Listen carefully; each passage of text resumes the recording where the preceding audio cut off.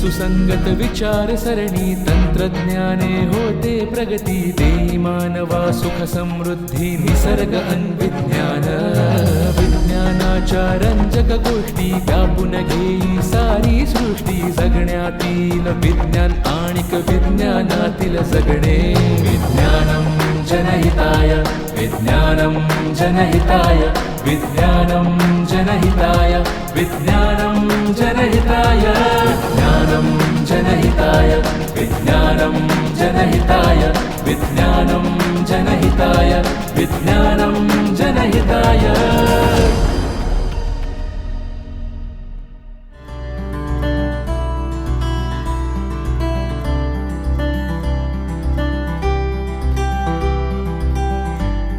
नमस्कार. विज्ञानम जनहिताय या कार्यक्रमामध्ये आपल्या सर्वांचं स्वागत.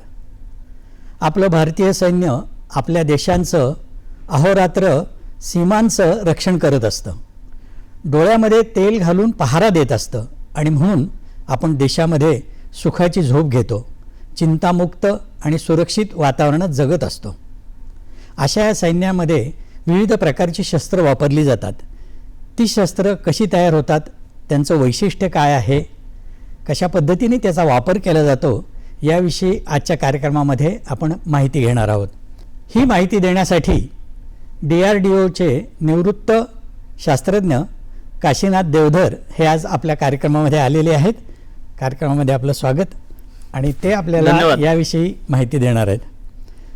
देवधर सर, सर्वप्रथम मला सांगा की आपल्या तिन्ही सैन्य दलांमध्ये जी वेगवेगळ्या प्रकारची शस्त्र वापरली जातात तर त्यांचं वैशिष्ट्य काय आहे? तिन्ही दलं जी आपल्या देशाला सुरक्षेचं काम करत असतात याच्यामध्ये आपण जर शस्त्रांचं वर्गीकरण केलं तर त्या वर्गीकरणानुसार लक्षात येतं की काही शस्त्र ही एका व्यक्तीने वापरायची शस्त्र असतात. हो, त्याला आपण लघुशस्त्र म्हणतो. म्हणजे ज्याला स्मॉल आर्म्स, उदाहरणार्थ पिस्तूल आहे, रायफल आहे, रिव्हॉल्वर आहे, LMG आहे, अशा पद्धतीचे. त्याच्या पुढं 10 जणांच्या गटाला म्हणून एक शस्त्र वापरले जातं, त्याला गटशस्त्रे म्हणतात. आणि त्याच्यासाठी मग रॉकेट लॉन्चर आहे, ग्रेनेड लॉन्चर्स आहेत, मॉर्टर्स आहेत, ज्या हँडहेल्ड मॉर्टर्स म्हणतो आपण, अशा पद्धतीच्या. याच्यानंतर येतो तोफखाना. तोफखान्याची रेंज जास्ती असते, त्याचा परिणाम जास्ती असतो आणि मोठ्या प्रमाणावर ज्यावेळेला डिस्ट्रक्शन करायचं असतं शत्रूच्या टार्गेट्सचं त्यावेळेला आपण तोफखान्याचा वापर करतो. तोफखान्यामध्ये सुद्धा ज्याला आपण मुलुख मैदान तोफ म्हणतो, डोंगरी तोफ म्हणतो, अशा वेगवेगळे प्रकार आहेत. रिकॉइललेस गन असा एक प्रकार आहे, इंग्रजीत गन म्हणतात, त्याला तोफ म्हणतात. रॉकेटरी म्हणून एक नवीन प्रकार हा शस्त्रास्त्र म्हणून वापरला जातो. त्याच्यामध्ये 2 प्रकार असतात. फ्री फ्लाईट रॉकेट्स, की एकदा नेम धरून सोडायचा ते रॉकेट आहेत. आणि दुसरा जो भाग आहे त्याच्यामध्ये त्याला गायडन्स दिला की ते क्षेपणास्त्र होतात. अशा पद्धतीचं क्षेपणास्त्र. आणि हल्लीचं जे युग आहे ते क्षेपणास्त्र आहे. त्या क्षेपणास्त्रांच्या युगामध्ये भारताला शस्त्र सिद्ध करण्यासाठी इस्रोमधनं डॉक्टर कलामांना इकडे आणलं हे आपल्याला माहिती आहे. म्हणजे डॉक्टर कलाम खरं म्हणलं तर डॉक्टर विक्रम साराभाईंच्या बरोबर रॉकेट ह्याच्यामध्ये तज्ज्ञ होते. आणि उपग्रहाला कक्षेमध्ये पृथ्वीच्या वेगवेगळ्या कक्षांमध्ये सोडण्यासाठी जे रॉकेट लागतं ते त्यांनी आणलं.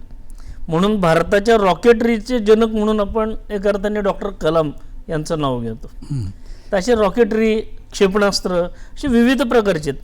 हे जसं जमिनीची सुरक्षा आहे तसं समुद्राकडनं पाण्यातून येणारा जो हल्ले असतात शत्रूचे, या हल्ल्यांवरती सुद्धा आपण प्रतिकार केला पाहिजे, हल्ले केले पाहिजेत. ह्याच्यासाठी आपली नौसेना त्याच्यासाठी काम करते. बरोबर. म्हणजे भारताची 7500 किलोमीटरची समुद्र सीमा आहे.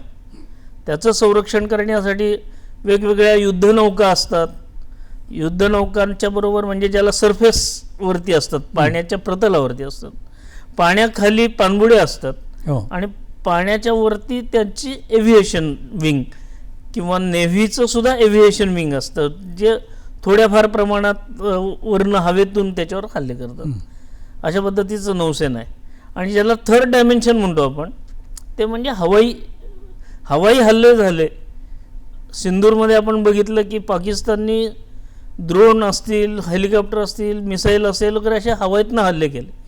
तर त्याचा प्रतिकार करण्यासाठी मल्टीलेअर डिफेन्स सिस्टीम आपण वापरली. अच्छा. तर अशी विविध प्रकारची शस्त्र ही आवश्यक असतात. म्हणजे तिन्ही दलामध्ये वेगवेगळ्या प्रकारचे शस्त्रांनी सज्जता असते नेहमी. हो. इंजिनियर्स म्हणून एक ग्रुप असतो, बर. म्हणजे ज्याला आपण सुरुंग ज्याला म्हणतो, भूसुरुंग जे असतात, हो. माइन्स असं म्हटलं जातं, तो एक प्रकार आहे. अशी खूप प्रकारची शस्त्रास्त्र लागत असतात त्या ह्याच्यामध्ये. काही फिक्स असतात, काही मोबाईल असतात, काही, आणि सगळ्यात ज्याला तंत्रज्ञानाचा एक आविष्कार म्हणून आपण बघितलं तर आपल्या देशाची सुरक्षा केवळ जमीन, पाणी, समुद्र किंवा हवा इथपर्यंत नाही राहिलेली मर्यादित. आता अवकाश क्षेत्रामध्ये गेल्या 60 वर्षामध्ये जवळजवळ इस्रोच्या माध्यमातून आपण आपले खूप सारे ॲसेट्स केलेले आहेत. बरोबर. तर त्याचं रक्षण करण्यासाठी अँटी सॅटेलाइट मिसाईलच्या ह्याच्यामध्ये सुद्धा आपण प्रवेश केलेला आहे. अच्छा. अशा विविध प्रकारचं, म्हणजे जिथं जिथं आपली प्रॉपर्टी आहे त्याचं रक्षण करणं. 3200 किलोमीटर लांब देश, 2900 किलोमीटर रुंद असणारा देश, दर 10 किलोमीटरवरती भाषा बदलते आहे. अशा ह्याच्यामध्ये या सगळ्यांना एकत्र ठेवणं, एका पद्धतीने सुरक्षित ठेवणं हे आव्हानच आहे खरं. हे आव्हान आहे. म्हणजे संविधानानुसार आपण जर बघितलं तर भारताची नुसती सुरक्षा असं नाही आहे, एकात्मता राहिली पाहिजे भारताची, इंटिग्रिटी, सार्वभौमत्व राहिलं पाहिजे आपलं स्वतःचं, आणि मग सुरक्षा. या सगळ्याचं काम आपले सैन्य दल करत असतं. सिंदूरमध्ये जे 9 तळ उद्ध्वस्त केले किंवा 11 एअरफील्ड उद्ध्वस्त केले ऑपरेशन सिंदूरमध्ये, तर हे बहुतेक सगळे हवेतून हल्ले केले आणि जमिनीवरचे टार्गेट उडवले. बरोबर. त्यामुळे हवेतून जमिनीतला सुद्धा भाग आपण तिथं केलेला आहे. किंवा त्यांनी जे पाठवलेले ड्रोन असतील किंवा मिसाईल असेल, फतेह मिसाईल आहे किंवा हे, तर ते आपण जमिनीवरनं फायर करून हवेतलं नष्ट केलं. त्यामुळं सॅम ज्याला म्हणलं जातं की air surface to air missiles. अच्छा. या पद्धतीची मिसाईल असतात. खूप प्रकारची मिसाईल आहेत, पण सध्याचं युग हे ॲडव्हान्स टेक्नॉलॉजीचा जास्ती वापर करतं. अच्छा. आणि त्याच्यामध्ये सुपरसॉनिक मिसाईल म्हणून सध्या काम करतं. ओके. आणि आत्ता लक्षात आलं आपल्या की चीनचे जे रडार सिस्टीम आहे ते त्याच्या पकडमध्ये ते आले नाहीत, त्यांनी कॅच केले नाहीत, आणि त्यामुळं आपले हल्ले सुलभतेने होऊ शकले. असं ब्रह्मोससुद्धा आपण रशियाच्या बरोबर एकत्रितपणे आपण मिसाईल केलेलं. आता मला सांगा, तुमचं शिक्षण सगळं कोल्हापूरला झालं आणि त्यानंतर तुम्ही शस्त्रसंबंधी शिक्षण घेण्याची कल्पना डोक्यात कशी आली आणि DRDOमध्ये तुम्ही प्रवेश घेतला तिथे? काय, लहानपणापासून वडिलांनी किंवा असे बाकीचे ज्या हे असतात ते देशासाठी काहीतरी केलं पाहिजे हे डोक्यात होतं. अर्थात हे मान्यच आहे की प्रत्येकजण देशासाठी काम करायचं म्हणजे हातात तलवार घेऊन सीमेवर प्रत्येकजण नाही जाऊ शकत, पण त्यांच्या हातातलं शस्त्र चांगलं करता येऊ शकतं आपल्याला. आणि ती संस्था armament research and development establishment म्हणून पाषाणला आहे. हो. त्यामुळे मग मी त्याच्या संपर्क करून तिथं ॲप्लिकेशन केलं, तिथं नोकरी केली. आणि सांगायला आनंद वाटतो की, खरं म्हटलं तर आनंद वाटतो हे मी आत्ता म्हणतोय, पण 1982 साली माझी नियुक्ती भारताची तोफ, स्वतःची तोफ तयार करण्याच्या गटामध्ये झाली. अरे वा. आणि त्यावेळेला आम्ही 4-5 वर्ष काम केलं, परंतु त्यावेळची गरज असल्यामुळे त्यावेळच्या सरकारने तोफा विकत आणल्या. बोफोर्सचं नाव सगळेजण ऐकून आहेत, तर ह्या बोफोर्स तोफा आपण विकत आणल्या भारतामध्ये. 410 तोफा एकदम घेतल्या. आणि वाईट वाटायचं कारण म्हणजे आमचं काम बंद पडलं त्यामुळं, कारण ते आता म्हणले आता तुमची काय गरज आहे, म्हणजे तोफा आम्हाला आलेले आहेत, तुम्ही कशाला वाया घालवता वेळ, असं म्हणले. पण त्यावेळेला वाईट असं वाटायचं की जगातला सगळ्यात जास्ती शस्त्रास्त्र आयात करणारा देश म्हणून आपला देश ओळखत होते. आम्ही ज्या कामासाठी लागलो होतो ते स्वदेशी, स्वतःचं तंत्रज्ञान विकसित करून स्वतःच्या तोफा विकसित करायच्या, पण परिस्थिती तशी नव्हती, बाहेरनं आणत होतो. आणि हे कायमस्वरूपी चालू होतं की आपण कुठलंही शस्त्र असेल, मिसाईल असेल, काही असेल, परदेशावर अवलंबून असायचो. हो. खरं म्हटलं तर डॉक्टर कलाम नेहमी म्हणत असतात की किमान डिफेन्समध्ये तरी आपण आपल्या स्वतःच्या ताकदीवर असलं पाहिजे, दुसऱ्यावर अवलंबून राहता उपयोगी नाही. आणि त्याचा परिणाम म्हणून त्या काळामध्ये सेल्फ रिलायंट इंडिया असं जे एक सूत्र डिफेन्समध्ये चालू केलं होतं डॉक्टर कलामांच्या नेतृत्वाखाली. आणि त्याचं कारण हे होतं की 98 साली आपण जेव्हा अणुस्फोट केले होते त्यावेळेला सगळ्या देशांनी सँक्शन्स लावले आपल्यावर. आणि सँक्शन्स लावले, कुठलं नवीन तंत्रज्ञान देणार नाही, काही गोष्टी ज्या लेटेस्ट आहेत त्या देणार नाहीत. तर त्यावेळेला असं डॉक्टर कलाम आणि डॉक्टर माशेलकर वगैरे असे म्हणले की आपलं आपणच विकसित केलं पाहिजे. बरोबर. आणि तेव्हापासून स्वदेशी तंत्रज्ञानावरती जास्ती भर देणं चालू झालं. विज्ञानम जनहिताय.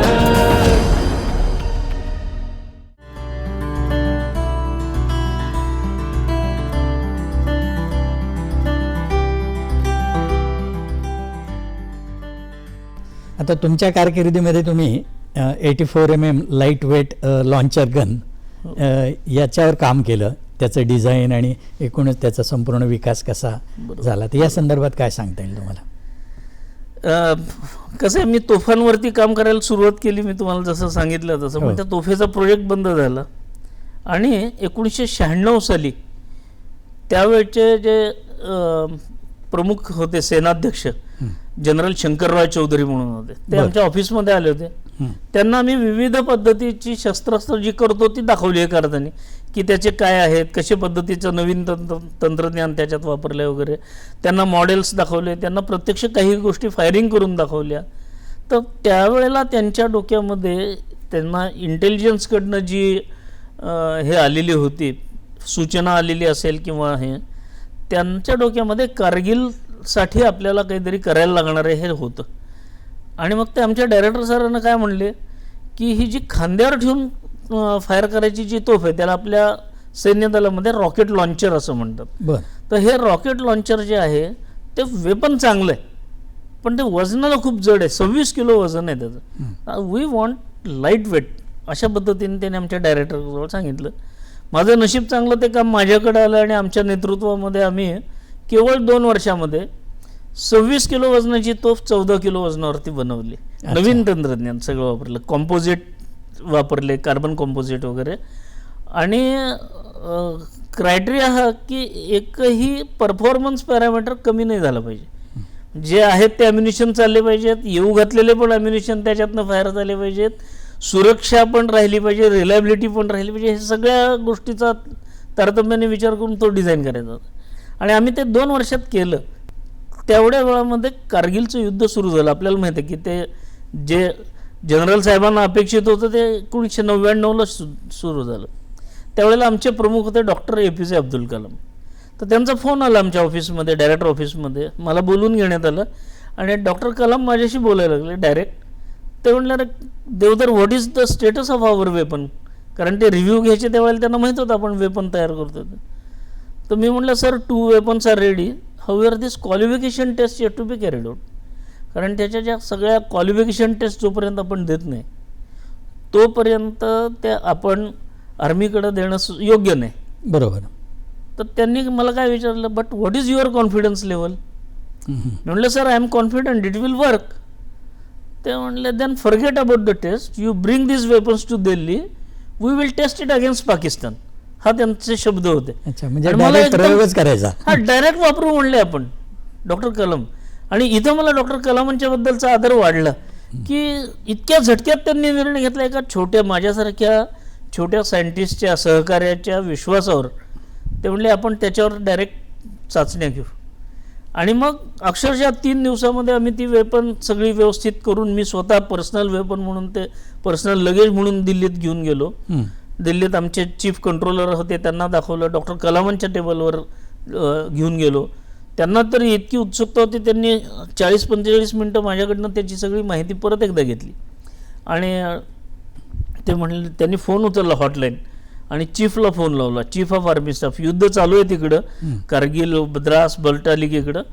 चीफला फोन लावला आणि ते म्हणले, this Pune boy has brought 2 weapons, why don't you test it against Pakistan? ते म्हणले, यस सर, सेंड हिम. आणि माझी रवानगी चीफ ऑफ आर्मी स्टाफच्या केबिनमध्ये. तिथं ते वेपन घेऊन गेलो. तिथं त्यावेळेला lieutenant general, major general, brigadier या स्तराचे 8-10 जण, कर्नल लेव्हलपर्यंतच्या 8-10 जणांचे हेडक्वार्टरला असतात ते तिथं होते. त्यांच्यासमोर परत एकदा त्या वेपनची माहिती दिली. ते म्हणले do one favour to me. म्हणलं व्हॉट इज? ते म्हणले please hand over these weapons to army commander.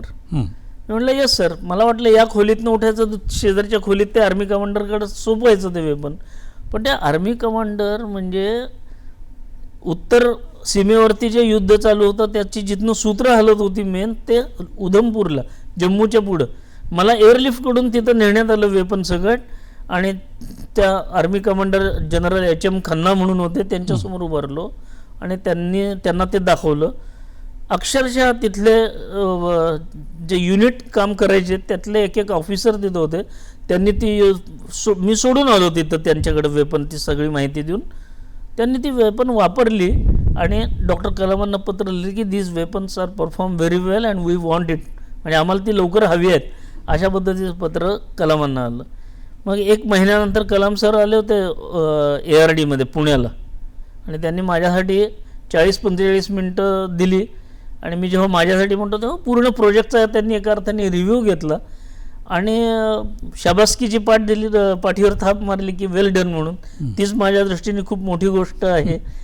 बाकीचे पुरस्कार जे मिळत गेले ते काम केलं की मिळत राहतात असं आहे, पण डॉक्टर कलामांनी शाबासकी देणं हा खूप मोठा विशेष म्हणजे तुम्ही तयार केलेली गन ताबडतोब ती शत्रूच्या वर वापर त्याचा झाला आणि प्रयोग यशस्वी झाला, फार महत्त्वाचं आहे.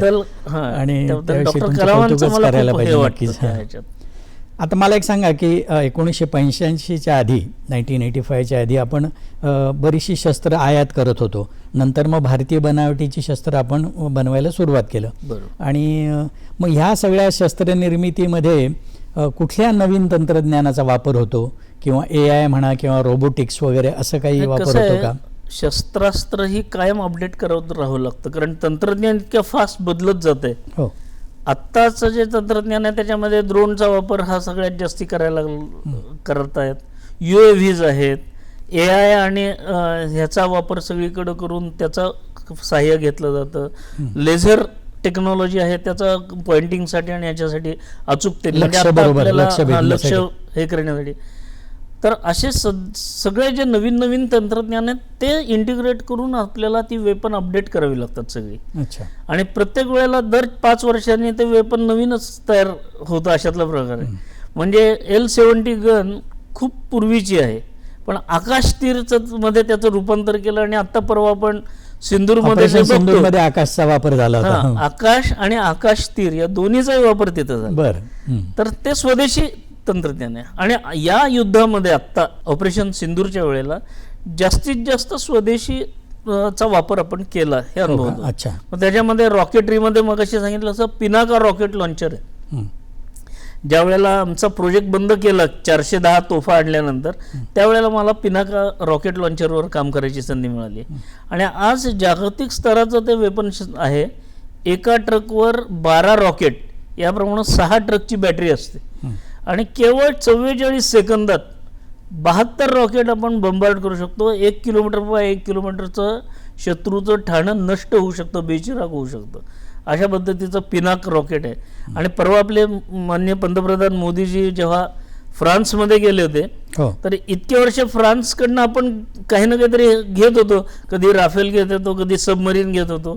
यावेळेला आपल्या पंतप्रधानांनी सांगितलं की त्याच्या बदल्यात तुम्ही आमची ही शस्त्र घ्या. त्याच्यामध्ये पिनाक आहे, ॲडव्हान्स टोड गन आहे, ती सिस्टीम आहे आता नवीन जी तयार केली ती. त्याच्यानंतर अर्जुन रणगाडा आपला तयार आहे. तर अशी विविध स्वदेशी शस्त्र जी आहेत. आणि आज विमान जे आहे आपलं स्वतःचं, त्याला सुद्धा जगामध्ये मागणी आहे. अच्छा. विज्ञानम जनहिताय. आता ही नवनवीन सगळे अत्याधुनिक शस्त्र येत आहेत, तर याच्या संदर्भात जे स्किल लागतं की कसं चालवायचं, याचं काही प्रशिक्षण असेल ना, तर हे प्रशिक्षण कसं दिलं जातं किंवा त्याची काय व्यवस्था आहे? हो, ते आर्मीमध्ये प्रशिक्षण ह्याच्यावरती फार जोर असतो. म्हणजे आपल्या दृष्टीने काय असतं की युद्ध चालू असताना फक्त काम असेल आर्मीला असं वाटतं. बरोबर. मी तुम्हाला सांगतो, मी ज्या वेळेला रणगाड्यावरती काम करत होतो, अर्जुन नावाचा रणगाडा जेव्हा आपण केला, त्याची ॲक्युरसी वाढवण्यासाठी आम्ही काम केलं होतं त्यावेळेला. आणि त्याच्या चाचण्यांसाठी मी झाशीच्या जवळ एक बबिना नावाचं गाव आहे, तिथं गेलो होतो. तर ज्युनियर होतं त्यावेळेला, 85ची गोष्ट आहे, ज्युनियर होतं. माझी जवानांच्या बरोबर राहायची व्यवस्था केली होती. आणि मी बघत होतो सकाळी 3.5 तास, संध्याकाळी 2-2.5 तास ही लोक सगळी अंग मेहनतीची जी कामं आहेत, ज्याच्यामुळे त्यांच्यामध्ये वेगवेगळे प्रकारचे गुण निर्माण होतात, ही सगळी प्रशिक्षणाचा भाग म्हणून ते कंटिन्यूस करायचे. म्हणजे पीस टाईममध्ये सुद्धा 6-6 तास व्यायाम करणं, हे करणं, सकाळी उठल्यापासून रात्री झोपेपर्यंत किंवा 24/7 जे दिलेलं काम आहे ते जसंच्या तसं होईल.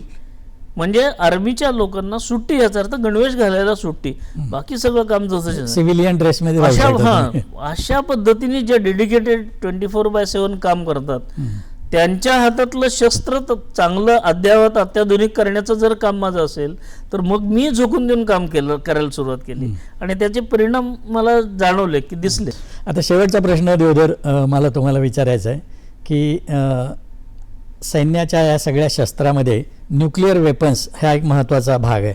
आणि बहुतेक सगळ्या देशांमध्ये ही अणुशस्त्र सिद्धता आहे. तर ही गोष्ट मुळात चिंता वाढवणारी देखील आहे. तर याविषयी तुम्हाला काय मत आहे तुमचं? की आपण कोणत्याही ऑकेजनसाठी सिद्ध असलं पाहिजे. म्हणजे we should be ready for anything. बरोबर. कारण तुम्ही शांत, म्हणजे डॉक्टर कलामांचंच वाक्य आहे की तुम्ही कितीही चांगलं वागलात, चांगलं तत्वज्ञान असलं, तुमचं तत्वज्ञान खूप चांगलं आहे जगामध्ये, जगा आणि जगू द्या.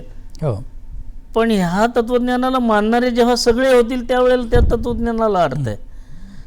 एखाद्याने आम्हीच फक्त जगतो, तुम्हाला जगायचा अधिकारच नाही म्हणून मारायला सुरुवात केली, तर तुम्हाला त्याला तोंड द्यायला लागेल. बरोबर. अशा परिस्थितीमध्ये आपण सुद्धा शस्त्रसिद्ध असलं पाहिजे. ह्याच्यासाठी 1974 साली डॉक्टर राजारामण्णांच्या नेतृत्वाखाली आपण अणुस्फोट केले. बरोबर. आणि बुद्ध असला हे फेमस वाक्य होतं त्यावेळेचंही. हो. आणि त्याच्यानंतर 24 वर्ष आपण अणुस्फोट म्हणजे त्या चाचण्या करण्यासाठी धडपडत होतो, पण ते झालं नाही. दबाव, आंतरराष्ट्रीय दबाव आपल्यावर खूप येत होते की तुम्ही ते करायचे नाहीत कारण ते चांगलं नाही. पण ज्यांनी करून ठेवले, ढिगाणी त्यांच्याकडे आहेत, ते मात्र आपल्याला कायम ब्लॅकमेल करणार. हा अनुभव आतापर्यंतचा आहे. या सिंदूरने आपण त्यांना सांगितलं की इथून पुढे आम्ही न्यूक्लिअरच्या बॉम्बचा ह्याचा ब्लॅकमेल सहन करणार नाही, हे आत्ता आपण सांगितलं. कारण त्यांना आपण ब्राह्मोसचे दणके दिले. बरोबर. पण पहिलं आपण जेव्हा 5 अणुस्फोट केले त्यावेळेला अटल बिहारी वाजपेयी आपले पंतप्रधान होते. त्यांनी काय डिक्लेअर केलं की आमचं तत्वज्ञान चांगलं आहे, जगा आणि जगू द्या, त्यासाठीच आम्ही ह्याचा वापर करणार. जर कोणी वेडावाकडा विचार केला तर आम्हाला ते प्रतिकात्मक, काय म्हणू आपण त्याला, डिफेन्ससाठी, बरोबर, आमच्या सुरक्षेसाठी आम्हाला ते वापरावं लागणार. पण आम्ही ह्याचा पहिला वापर करणार नाही, हे सुद्धा एक तत्वज्ञानाचा भाग आहे. आम्ही ह्याचा पहिला वापर करणार. तर मंडळी, सैन्याचा एक महत्त्वाचा असा हेतू असतो आणि तो म्हणजे की देशांच्या सीमांचं रक्षण करायचं आणि त्याचबरोबर देशातल्या जनतेचंही रक्षण करायचं. आत्ता जसं देवधर सरांनी सांगितलं की जगा आणि जगू द्या हाच याच्या पाठीमागला मूलमंत्र आहे आणि त्या दृष्टीनेच सर्वांनी विचार केला पाहिजे. सर्व देशांनी सर्व जनता सुखानं आणि शांततेने नांदेल यासाठी संरक्षण सिद्धता म्हणूनच शस्त्रांकडे पाहिलं पाहिजे. त्याचा अतिरेकी वापर हा नेहमी विनाशाकडे घेऊन जाणार असतो. सर, आजच्या कार्यक्रमामध्ये तुम्ही भारतीय सैन्याविषयी, भारतीय सैन्यात वापरल्या जाणाऱ्या शस्त्रांविषयी, त्याच्या निर्मितीविषयी खूप छान आणि उद्बोधक अशी माहिती दिलीत. याबद्दल मी सह्याद्री वाहिनीच्या वतीनं आपले आभार मानतो. नमस्कार. नमस्कार. पुन्हा भेटूया विज्ञानम जनहिताय या कार्यक्रमामध्ये एका नवीन विषयासह. तोपर्यंत नमस्कार. तर्क सुसंगत विचार सरणी तंत्रज्ञाने होते प्रगती. देई मानवा सुख समृद्धी निसर्ग अन्विज्ञान. विज्ञानाच्या रंजक गोष्टी व्यापून घेई सारी सृष्टी. जगण्यातील विज्ञान आणिक विज्ञानातील जगणे. विज्ञानम जनहिताय, विज्ञानम जनहिताय, विज्ञानम जनहिताय, विज्ञानम जनहिताय, विज्ञानम जनहिताय, विज्ञानम